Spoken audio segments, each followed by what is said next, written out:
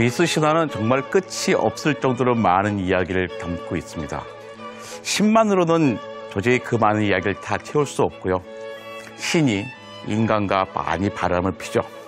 나중에는 인간과 인간 사이에도 많은 바람을 핍니다.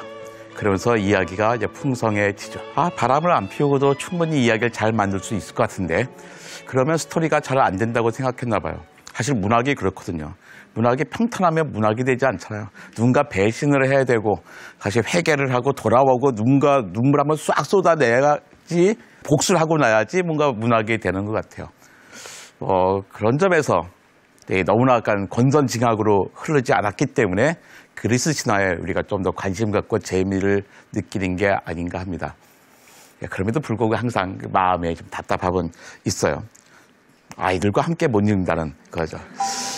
오늘은 미노스 테세우스 이야기를 합니다. 무수히 많은 소가 등장해요. 그거 되게 헷갈려요. 여러 마리의 소가 등장하기 때문이죠.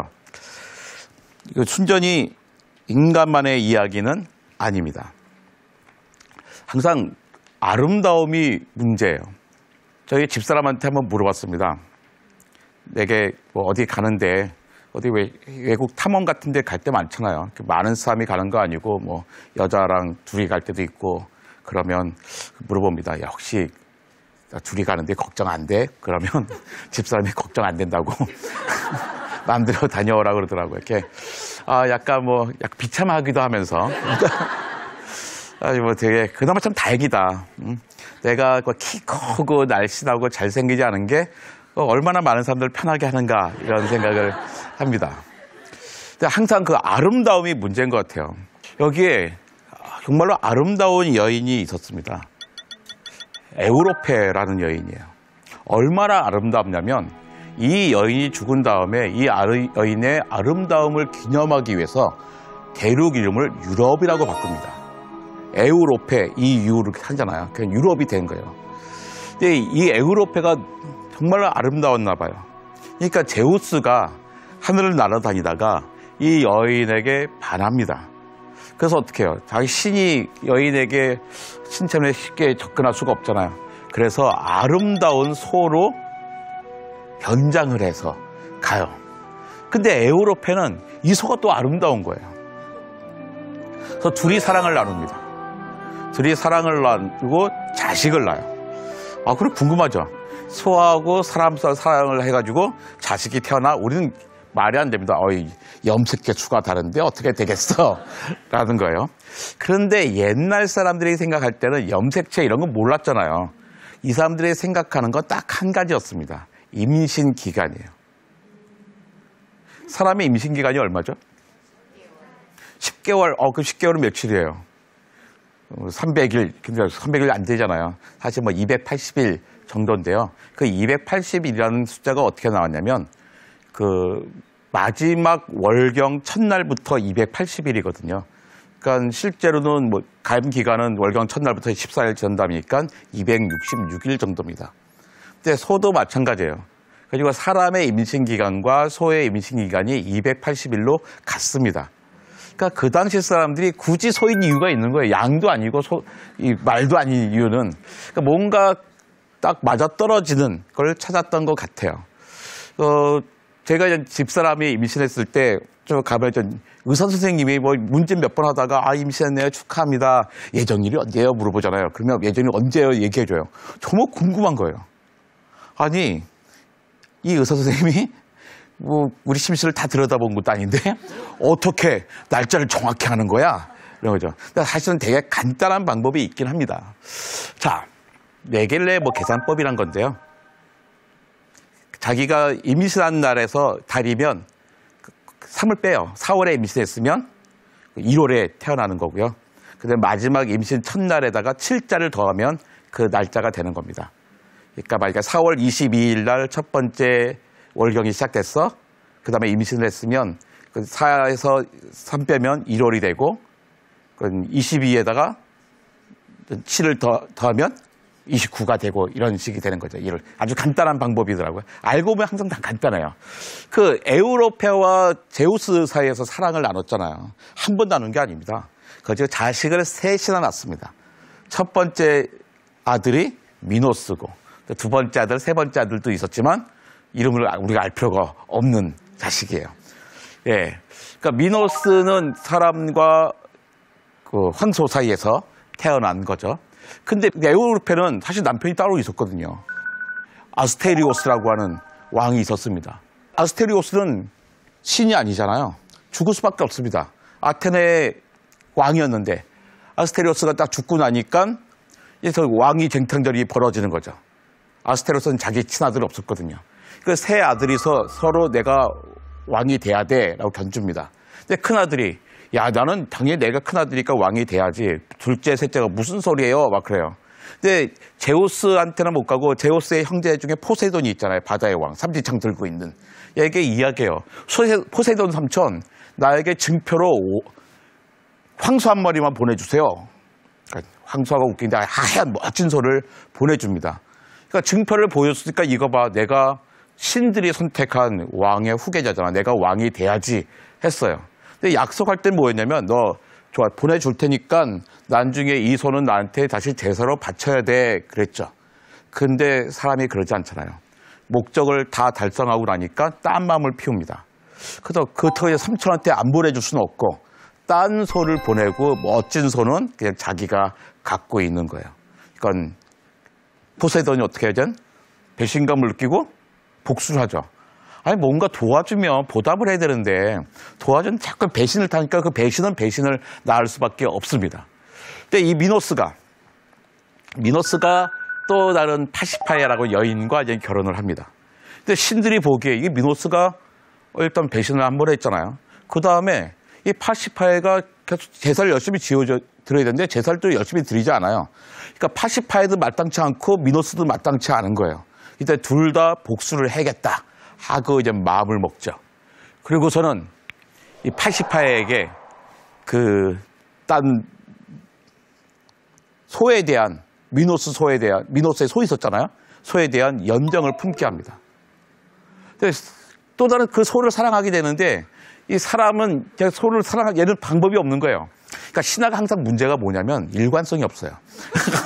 아니 아까는 소하고 사람하고 사랑을 나눠놓고선 이제는 안 된대. 그러니까 어떻게 해요? 그냥은 안 되는 거예요. 그래서 저 소는 자기한테 관심이 없으니까 그때 소는 제우스는 관심이 있으니까 소로 됐던 거잖아요. 근데 저 소가 관심이 없으니까 어떻게 해요? 자기가 소가 돼야 되는 거예요. 근데 그 나라에는 다이달로스라고 하는 최고의 기술자가 있었습니다. 다이달로스, 나 소 하나만 만들어줘요. 그래가지고 저 소가 이 소를 이렇게 반할 정도로 멋진 소를 만들어주고 그 소 안에 들어갑니다. 소 안에 들어가서 다른 소하고 사랑을 나눠요. 아, 참 이걸 따라하고 할 수 있는 얘기는 아니에요. 예, 그래서 80파야와 그 소가 사랑을 나누죠. 그래서 미노타우루스가 태어납니다.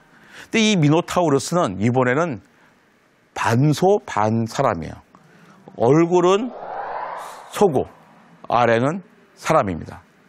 그럼 어떻게 해요? 미노스는 알잖아요. 아, 이 자기 부인 파시파야가 바람을 폈구나. 그것도 어이없이 황소랑 바람을 폈네. 하지만 어떻게 보면 자기 아내의 자식이에요. 그 상대방 소도 보통 소는 아니고 포세이돈이 보내준 소예요. 그러니까 잘 키웁니다. 근데 이 미노타우루스는 항상 벌판에 가서 막 사고를 치고 있고 막 그런 상태죠. 그러면서 계속 복수는 계속됩니다. 또 이제는 다이달로스 도와달라고 합니다. 도대체 얘를 어떻게 해야 될까요? 얘한테 자꾸 사람을 밝혀야 되는 거예요. 여인들을 먹이로. 그러니까 뭔가 갇혀두고 되니까 어딘가 사고를 쳐요. 그러니까 가둬놔야 될 때 만든 게 라비린토스입니다. 이거 라비린토스, 미로죠. 미로를 만들어서 가다 놓게 한 거죠. 그럼 이 미로에서는 빠져나올 수 있을까? 우리 미로가 빠져나오기 어려워서 미로잖아요. 하지만 세상에 불가능한 게 어디 있겠습니까? 지금부터 잠깐 위상기하학이라는 수학을 잠깐 해보도록 하죠. 자, 여기서 A와 B가 있습니다. A와 B 둘 중에 누가 저기서 빠져나올 수 있을까라는 거죠. 이렇게 보면 머리가 어지럽습니다. 그런데요, 간단하게 따질 수 있는 방법이 있어요. 여기 한번 칠을 해보는 겁니다. 한 칸에다 아무데나 칠을 쭉 해봤어요. 그렇게 되면 뭡니까? A라는 부분은 맑은 곳이고 B는 흐리잖아요. 근데 저 흐린 부분, 회색 부분을 펼치면 결국 B는 네모 안에 있고 A는 네모 바깥에 있는 거예요. 그러니까 A는 어떻게든지 헤매면 나올 수 있지만 B는 영원히 나오지 못하는 거죠. 그럼 바깥에서 구하러 가는 사람은 누구를 A를 구해야 될까 B를 구해야 될까 생각해야 되잖아요. 그 찾을 수 있는 방법이 있습니다.